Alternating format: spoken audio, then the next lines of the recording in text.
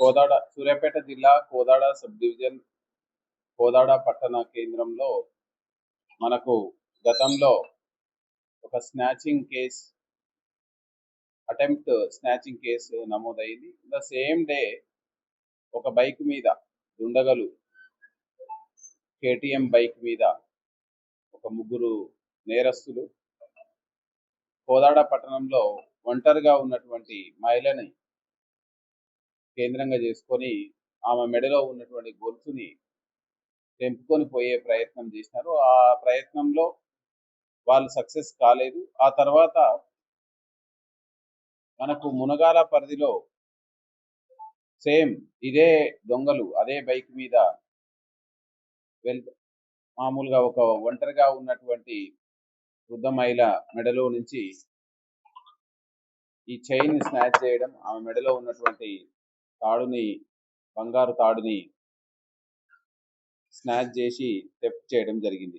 దీని మీద Kodad sub division police officers and Kodad town CI గారు, అదేవిధంగా Munagala circle inspector and crimes Suryapet వీళ్ళందరూ ఒక ప్రతిష్టాత్మకంగా టీమ్స్ ఏర్పాటు చేసుకొని వాళ్ళు వచ్చినటువంటి ట్రాక్ సిస్టమ్ని అనలైజ్ చేసుకుంటూ ముందుకెళ్ళడం జరిగింది. దీంట్లో మనకు వచ్చినటువంటి టెక్నికల్ ఆధారాల అనుసంధానంగా మనం వాళ్ళ అఫెండర్స్ వచ్చిన విధానం అయితేంది, మళ్ళీ వెళ్ళిన విధానం, మనకు ఆన్ ది వేలో వచ్చినటువంటి సాంకేతిక ఆధారాలు, వీటన్నిటిని క్షుణ్ణంగా అధ్యయనం చేసుకొని మనం ఒక ఇద్దరు నేరస్తులని అదుపులోకి తీసుకోవడం జరిగింది. ఇంకొక ఇద్దరు నేరస్తులు కూడా మైనర్స్ ఉన్నారు.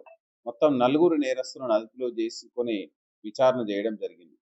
ఈ విచారణలో మొత్తం 4 దొంగలు మనకు ఇన్వాల్వ్ అయినట్టు, ఇందులో ఇద్దరు కరుడుగట్టినటువంటి దొంగలు, గతంలో వివిధ నేరాల్లో ఇన్వాల్వ్ అయినటువంటి వాళ్ళు, ఇద్దరు మైనర్స్.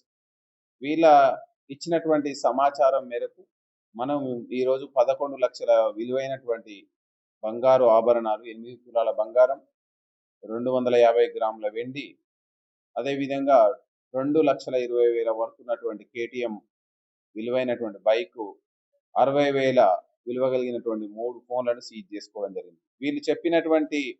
వీళ్ళు గతంలో పార్టిసిపేట్ చేసినటువంటి నేరాలని వీళ్ళ నుంచి మనం క్రాస్ వెరిఫై చేసుకుంటే మనకు కోదాడ పట్టణంలో 4 కేసుల్లో వీళ్ళు ఇన్వాల్వ్ అయి ఉన్నారు. మునగాలలో 1 కేసు, నల్గొండ జిల్లా నిడమనూరులో 1 కేసు, వేములపల్లిలో 1 కేసు వీళ్ళు గతంలో ఇన్వాల్వ్ అయినట్టు స్వచ్ఛందంగా ఒప్పుకోవడం జరిగింది. దానికి సంబంధించినటువంటి ఆ కేసులలో పోయినటువంటి ప్రాపర్టీని కూడా మనం రికవరీ చేయడం జరిగింది.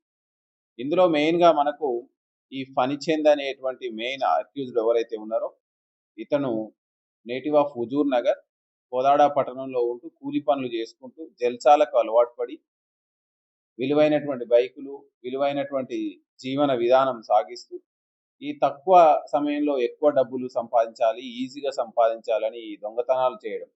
మెయిన్గా ఇతను ఫోకస్ ఒంటరిగా ఉన్న వృద్ధ మహిళలు, అదర్వైజ్ ఒక చిన్న బైక్ల మీద పోయేటువంటి మహిళలను కేంద్రంగా చేసుకొని చైన్ స్నాచింగ్ చేయడం, అదేవిధంగా రాత్రి వేళలో ఇంటిని బ్రేక్ చేసి దొంగతనాలు చేయడం ఇతను వృత్తిగా పెట్టుకున్నాడు. ఇతనికి ప్రధానంగా చేకూరి నాగేంద్ర బాబు అని, ఇతను కూడా కోదాడలో ఎలక్ట్రీషియన్ వృత్తిలో ఉన్నాడు. ఇంకొక ఇద్దరు నేరస్తులు వచ్చేసి మనకు మైనర్ బాలులు ఉన్నారు. వాళ్ళ పేర్లు మనం చెప్పలేం కాబట్టి వీళ్ళని కూడా మనం జువెనైల్ కోర్టుకి సబ్మిట్ చేయడం జరుగుతుంది. సో వీళ్ళ మీద గతంలో ఈ ఫణిచంద్ అనే అతను చాలా దొంగతనాలలో కోదాడ టౌనే కాదు, హుజూర్ నగర్, చౌటుప్పల్, అనంతగిరి, నేలకొండపల్లి, మునగాల, చిలుకూరు, వేములపల్లి, నిడమనూరు తదితర పోలీస్ స్టేషన్లో చాలా కేసుల్లో ఇతను నమోదై జైలుకు వేయించిన సందర్భం ఉంది.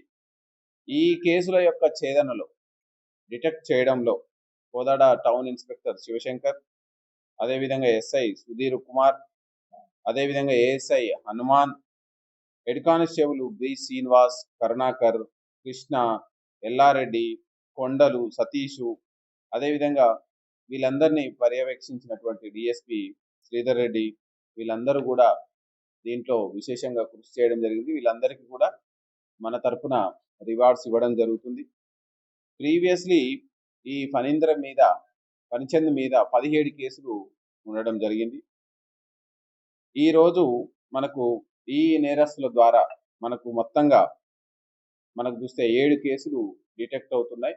దాదాపు 11 లక్షల విలువైనటువంటి సామాను, బంగారు ఆభరణాలు అయితేమి, వెండి అయితేమి, నేరస్తులు ఉపయోగించినటువంటి వాహనాలు అయితేమి వాటిని సీజ్ చేయడం జరుగుతుంది.